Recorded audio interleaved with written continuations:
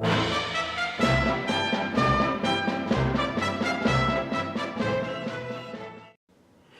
guys, and welcome to episode 10 of Weekly Kaiju Reviews. And today we're going to be looking at a Bandai Japan 1990 Gigan, a Showa era Gigan. And I'm excited to have a look at this one. This one's the most recent figure I've picked up. And I've wanted a Showa era Gigan ever since I was a little kid. I've been a huge fan of Gigan. He's my favourite of the Kaiju and Godzilla, and his Showa era form is my favourite form of him. So we're going to be looking at this figure today of the Showa era Gigan. Now, to begin with, we're going to look at Sculpt, as always. So here's the face. Just angle the camera up ever so slightly. So here's the face. It's pretty good. It's got all the trademarks of Gigan in the face sculpt here. We've got the visor sort of thing. We've got his third eye, but it's not painted, which is a little bit annoying. But yeah, so we've got these tusks at the side. We've got his beak. Got teeth in there, which are nice. Nice little addition there. His head, obviously, we've got his row of spikes and his sort of big chunky neck. It's a decent face sculpt. Obviously, this is an older figure.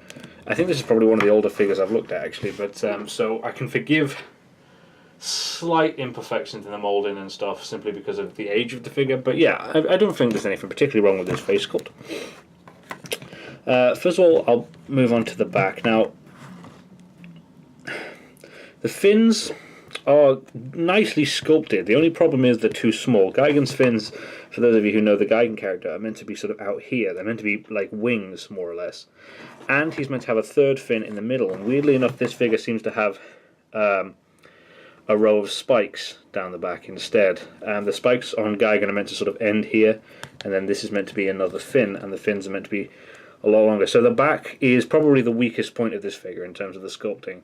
And while it is nicely sculpted in itself, it's just incorrect. It's not very accurate, which is a shame. But if we move on to the chest is a different story. The chest is actually really accurate for Gigan. You've got, obviously, these patches of I think these are skin, and then you've got the scales that come in the pattern, and that's all very accurate. His torso's quite accurate. He has a little bit more of a gut, I think, in the actual movies, but this isn't bad. He's kind of chubby. He's got a little fat belly going on, so that's kind of good. It looks like Gigan. You can tell who he is. He's got the buzzsaw, and each of the buzzsaw blades are individually sculpted, which is nice. It's not just one sheet, so that's cool. The arms, so look at his arms. The arms are good. The only problem is, again, the sort of scaling's weird. Everything on this figure is nicely sculpted, but the scale is slightly off. For example, he's got these little tiny stubby upper arms and biceps that are really thin, and then he's got these fucking massive, really chunky forearms with these big claws. And he does have claws, but it's kind of the other way around in Gigan. He's meant to have the chunky upper arm biceps, and then smaller than these blades. And the blades aren't normally that curved. But as I said, this figure does look good. The sculpting is not bad. It's nice. It's really, really good detailing and stuff in it. It's just, it's all pretty inaccurate, which is weird. Following on with the inaccuracies in the sculpt here, his legs are really his legs are quite long, quite slender, which again is weird because Gigan's meant to have legs only about this sort of long and quite chunky legs. He's meant to have little stubby legs, but again, it's difficult to fault it because it is quite nicely detailed and the sculpting is good. It's just wrong. The tail sculpting is fine though. The tail's pretty accurate. So yeah, in terms of sculpting, this figure is really nicely sculpted, and there's obviously been a lot of effort and attention put into this figure in the detailing. It's just, it's incorrect, a lot of it. And again, I can sort of forgive that. As I said with the Imperial Godzilla, they're obviously sort of going for their own design of Gigan here. I assume this is sort of based. I mean, this is obviously based on the Shodai Gigan suit, but they seem to have taken some artistic liberties with it. So it seems like they're kind of trying to have their own Gigan design here, which I can appreciate. I like it when they try and do something different. Yeah, I would have liked it to be a little bit more accurate, as it's the only Showa Gigan figure I have. But yeah, so overall for sculpting, I would say very good, but if you're after something that's accurate, this is probably not the figure for you.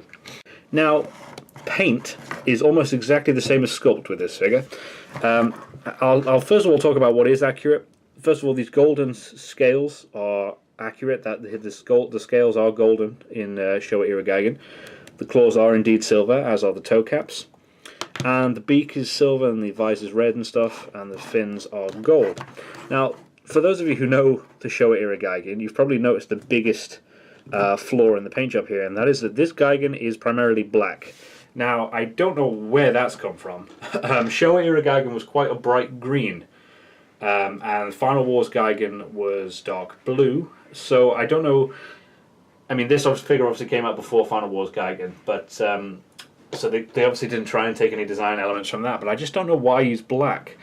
I have another figure in this range of Megalon, and the sculpting is really, really accurate, and the paint job is really accurate, so I don't know why this Gigan is so weirdly different. I mean, going back to paint though, the paint job is nice. I mean, as I said, this is a slightly older figure, so I can forgive some imperfections in the paint, but there's not a lot of bleed. There's a slight bit of bleed on the neck there, and a little bit on this section of the spikes. Like, I would have liked it if these scales were painted, but I suppose I can't fault it too much. And this underneath part of the tail should all be gold. But again, it's a nice paint job, and it seems like they're trying to go for their own thing with the paint job and the sculpting here. So, for what this figure is, it's a nice figure. The paint job and the sculpting are both slightly inaccurate, but again, if you're not that bothered about accuracy, then this figure is really, really great. If inaccuracy really irks you, then this probably isn't the figure for you. But yeah, I like the paint job. I'm just a little disappointed in the fact that it's not as accurate as it could be.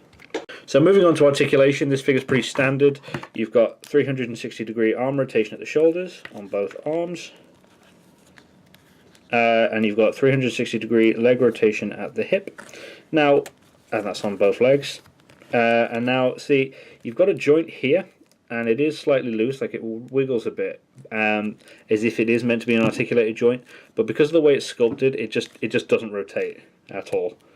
You can get sort of a little bit of side-to-side movement with it, but it's obviously not meant to be an articulation joint. I think it's just a molding joint. But yeah, so this figure only has 4 points of articulation, but again, it's quite old, and the older figures did have less articulation. So again, I can't fault that. And in terms of the articulation that it does have, it's not too stiff and it's not too loose. So it's very functional articulation with no real major gripes. So the articulation is a pretty strong point in favour of this figure. Now, in terms of pricing and stuff, this figure, I paid 20 quid at auction for this figure with free postage. I've seen a couple of this figure knocking around on eBay for around the 20 quid mark. Now, this figure is a 1990 release, according to his foot, but I know that this exact mold was reused a little bit later in the 50th anniversary memorial box, but the only difference with that figure is that it was painted a sort of light blue color, which was, again, closer to how Gigan's supposed to look, but it was blue, so it was still wrong. But yeah, I actually prefer this coloration of the figure. I think he looks pretty cool in black. So yeah, if the memorial box figure tends to be a little bit cheaper but harder to find. So yeah, I would say you can get this figure for about 20 quid. If you wanted the blue memorial box version, then it tends to go for around 12 quid. The only issue is it's a lot harder to find. I've only ever seen it once, and I didn't win the bid. But then I eventually picked up this one, so it doesn't really matter. But yeah, I'd say 20 quid for this and 12 quid for the Memorial Box Blue version, and there's a couple of each available on eBay at the moment. You just got to have a little bit of a search around because they're not as accurately labelled as they could be. Now, in terms of scaling, this figure is actually a little bit bigger than you'd expect. I thought he was going to be in the 6-inch range because, once again, the eBay seller mislabeled him as 6 inches. But he isn't. He's more around, I would say, 8. As a size comparison, I'm going to use the Bandai Standard Final Wars Gigan. So this is, for those of you who don't know, this is how Gigan looked in his second form. And this Gigan, this Final Wars Gigan, is 6 inches, and as you can see, this Showa Gigan is at least an inch taller. I would go as far as to say he's maybe 7.5 inches. But yeah, he's easily 7, maybe 7.5 inches. So he's a little bit bigger. I'm not quite sure officially what the height difference was with the first and second forms of Gigan, but in figures, this is just to show you, you know, this is a pretty standard size one that a lot of people will have this figure. So that's the best size comparison I could do for Gigan. And just as a little extra, because while I was getting this figure to do size comparison, I forgot I had this guy. I'll be reviewing this little tiny Gigan as part of a set of miniatures, and I'll be reviewing this Gigan at some point as well. But I just wanted to, while we were talking about Gigan, you can see the color scheme here. This is how the color Gigan's supposed to be, the green, and this is obviously this figure. As well, you can also see how his fins are meant to be. If you look at the size of the fins and compare to Gigan's body on the miniature and how they look here, then you've got the spikes there, and this Gigan has the extra fin. Now this is, and the gold on the tail as well, as I mentioned with this. But yeah, like I said, it's not very accurate. Is the only issue, but yeah. So as far as scaling goes, I'd say about 7 inches, maybe 7.5. So overall, what do I make of this figure, and would I recommend it?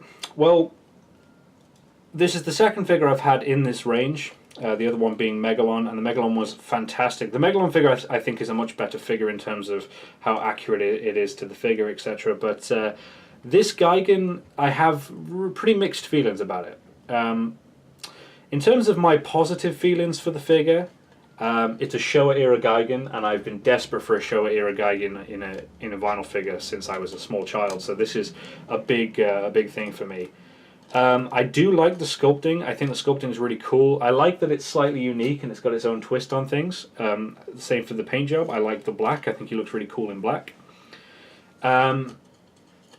And you know, it's good quality hard vinyl, which I forgot to mention in the sculpt. But yeah, it is a hard vinyl figure. And it's very good quality. It feels nice and robust. It's not going to break on you easily, and it is affordable. Now, to bring up my negative feelings about this figure, again, it's mainly just all about inaccuracy. The paints, again, I like the black, but it is wrong, and the scaling is. I do like the design of the sculpt here, but yeah, he is out of scale. His arms are a little bit too big. His legs are too thin. His head's a bit big. He's missing one of his dorsal fins. So would I recommend this figure? Yes, but not to people who are really anal about accuracy.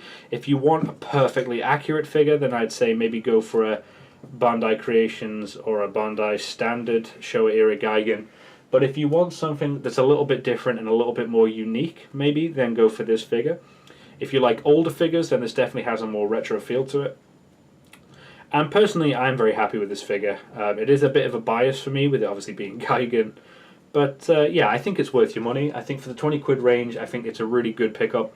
And I like how unique it is. So yeah, he's going to look pretty sweet on your shelf, standing amongst your other figures. And especially, you know, dwarfing some of the newer Gigan figures, he's going to look pretty cool in comparison. So thanks for sticking around, guys. This has been episode 10. I'm going to be trying to do I'll obviously have episode 11 out next weekend, but I'm also in this upcoming week going to try and do a game review. I'm not quite sure what game I'm going to do yet, but look forward to that. And I'll see you guys next time. So thanks a lot, guys.